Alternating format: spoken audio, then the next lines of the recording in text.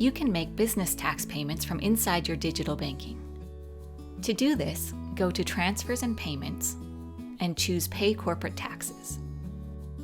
In order to file or remit a payment to the CRA, you will first need to add your account. To do that, go to Add Account next to the business tax you would like to pay. Enter your business number. Then continue. Confirm that the details you have entered are correct, and then continue. You have now successfully added an account. Now, if you go back to Transfers and Payments, and then Pay Corporate Taxes, you will see the account you added in the list. Choose the icon under File/Remit next to the account you want to pay. Select the account that you would like to make the payment from. Enter your business name.